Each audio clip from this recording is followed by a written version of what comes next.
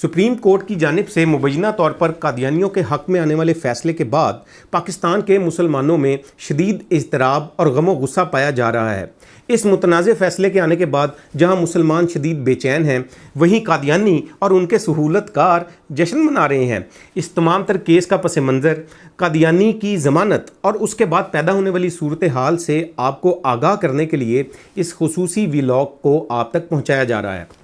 किस्सा कुछ यूँ है कि कादियानी पाकिस्तान के आइन में गैर मुस्लिम अक़लियत करार दिए जाने के बाद भी आइन से इन्हिराफ करते हुए अपने आप को गैर मुस्लिम अक़लियत तस्लीम नहीं करते और ना ही 1984 में बनाए गए कवानीन 298 बी और सी को तस्लीम करते हैं। पाकिस्तान में कानूनी तौर पर कादियानी ना तो अपने मज़हब की तबलीग कर सकते हैं और ना ही किसी भी सूरत अपने आप को मुसलमान ज़ाहिर कर सकते हैं। इसके साथ साथ अपनी इबादत गाहों को मस्जिद और अपनी इबादत के तरीके को नमाज नहीं कह सकते।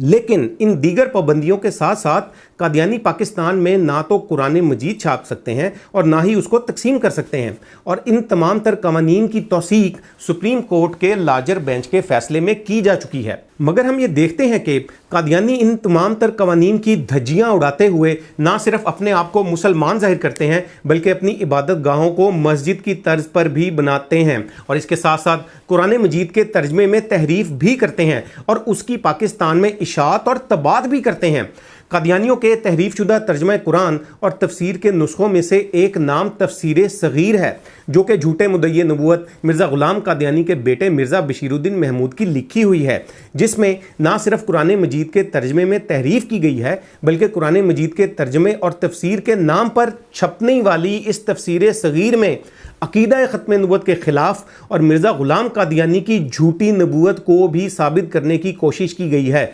माज़अल्लाह 2019 में कादियानियों के मरकज़ चनाब नगर में कादियानियों के इदारे मदरसातुल हिफ्ज़ में एक तकरीब का इनेकाद किया गया, जिसमें ना सिर्फ तहरीफ शुदा तर्जमा कुरान के नुस्खों को तकसीम किया गया बल्कि हमारी इतलात के मुताबिक कुरान मजीद के तहरीफ शुदा तर्जमे के नुस्खों को पाकिस्तान से बाहर भी भेजा गया और जिसके खुसूसी मनाजिर आप इस वक्त स्क्रीन पर देख रहे हैं। कादियानी मरकज़ के मदरसातुल हिफ्ज़ में होने वाली ये तकरीब कादियानी जमात पाकिस्तान के रहनुमाओं खालिद शाह, मलिक खालिद मसूद, सलीमुद्दीन और कादियानी मदरसातुल हिफ्ज़ के प्रिंसिपल मुबारक अहमद वगैरह की सरपरस्ती में हुई। इस वाक़े के बाद 2022 में मुबारक अहमद और दीगर कादियानियों के ख़िलाफ़ 295 बी, 298 सी और कुरान एक्ट की दिफात के तहत FIR का इंदराज किया गया, मगर तकरीबन 1 साल तक किसी भी मुलजिम को पुलिस ने गिरफ्तार नहीं किया। जनवरी 2023 को तहरीफ तर्जमा कुरान की इशाअत के इस केस में चनाब नगर से कादियानी मदरसातुल हिफ्ज़ के प्रिंसिपल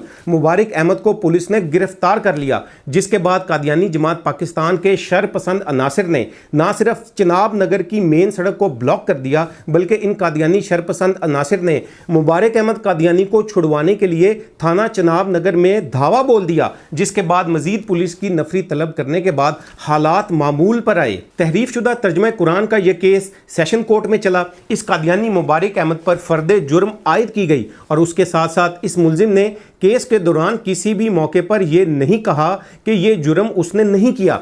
हाई कोर्ट से जमानत की दरख्वास्त खारिज होने के बाद इस कादियानी ने सुप्रीम कोर्ट में इस केस की जमानत के लिए मुकदमा दायर किया, जिसके बाद हमने ये देखा कि कुछ दिन कबल जस्टिस फाइज ईसा ने इस कादियानी मुलजिम को ना सिर्फ जमानत पर रहा कर दिया बल्कि इस केस की FIR में से कई अहम दफात 298 सी, 295 बी और कुरान एक्ट के सेक्शन 7 और 9 को भी निकालने का हुक्म दे दिया, जिसके बाद हमने ये देखा कि मुसलमानों में नहायत तशवीश और गमो गुस्सा पाया जा रहा है। सुप्रीम कोर्ट ने इस फैसले में कुरान एक्ट की दफात को FIR से निकालने का हुक्म दिया। तो मैं आपको ये बताता चलूं कि पाकिस्तान के कवानीन के मुताबिक कोई भी शख्स जिसने पाकिस्तान में कुरान मजीद या उसके तर्जमे की इशाअत करनी होती है, उसको सबसे पहले कुरान बोर्ड से कानूनी इजाज़त दरकार होती है। इसके साथ साथ उसको ये बयान हल्फी देना पड़ता है कि वो कादियानी या लाहौरी कादियानी नहीं है।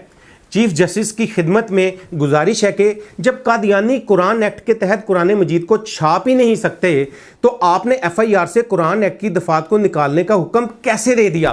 कुरान बोर्ड जो कि हुकूमती इदारा है, उसके फैसले के मुताबिक कादियानियों के तहरीफ शुदा तर्जमा कुरान पर मुश्तमिल तफसीर सगीर तौहीन पर मुश्तमिल मवाद है, तो आपने FIR से तौहीन कुरान के कवानीन 298 बी को निकालने का हुक्म कैसे दे दिया। پاکستان کے قانون کے مطابق قادیانی اپنے آپ کو مسلمان ظاہر نہیں کر سکتے اور ساتھ ہی کسی بھی اسلامی مواد کو شائع نہیں کر سکتے، تو آپ نے ایف آئی آر سے 298C کی دفعہ کو نکالنے کا حکم کیسے دے دیا؟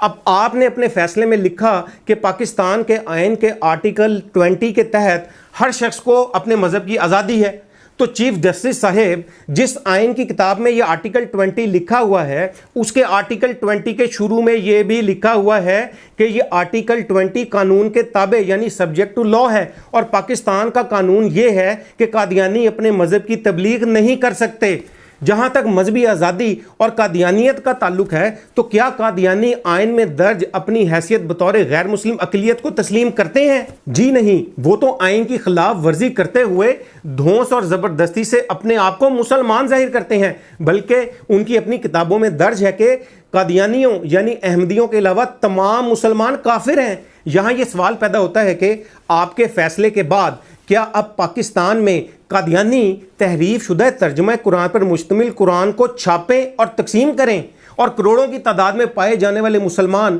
ان کی اس مذہبی دہشت گردی کا شکار ہو جائیں؟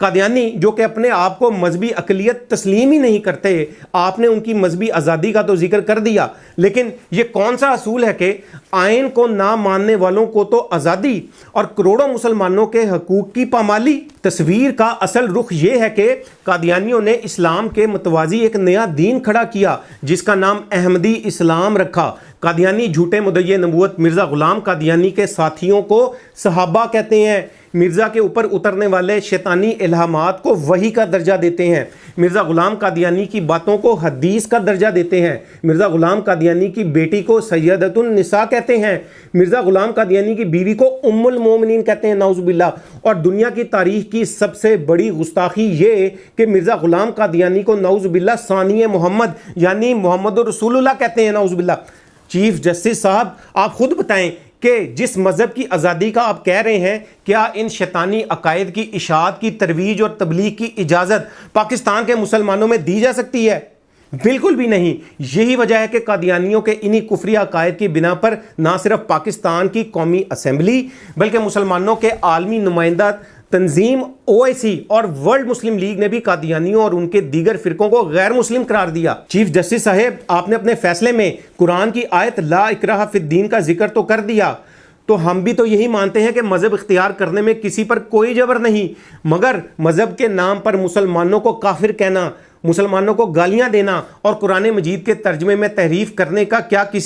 ان چیزوں کی کسی کو اجازت ہو سکتی ہے؟ بالکل بھی نہیں۔ اس سے پہلے پاکستان کے سپریم کورٹ کے لارجر بینچوں کے فیصلے موجود ہیں اور وہی لاگو رہیں گے۔ قادیانی اگر مذہبی آزادی چاہتے ہیں تو وہ سب سے پہلے آئین میں درج اپنی حیثیت بطور غیر مسلم اقلیت کو تسلیم کریں اور پھر اپنے کسی حقوق کا مطالبہ کریں۔ پاکستان جو کہ اسلام کے نام پر حاصل کیا گیا، اس میں یہ کبھی بھی نہیں ہو سکتا کہ سردار الانبیاء حضرت محمد صلی اللہ علیہ وسلم کی ختم نبوت اور آئین اور قوانین ختم نبوت کے خلاف کسی بھی قسم کی کوئی سازش پوری ہو سکے۔ چیف جسٹس صاحب میری آپ سے یہ درخواست ہے کہ اپنے فیصلے پر برائے مہربانی نظر ثانی کریں اور تحریف شدہ ترجمہ قرآن کے اس کیس کے قادیانی ملزموں کو قانون کے کٹہرے میں لا کر کیفر کردار تک پہنچائیں اور نبی مکرم خاتم النبیین حضرت محمد صلی اللہ علیہ وسلم کی شفاعت کو اپنا نصیب بنائیں۔ ختم نبوت زندہ باد، پاکستان پائندہ باد۔ حسن رانا کو اجازت دیجیے، اللہ حافظ۔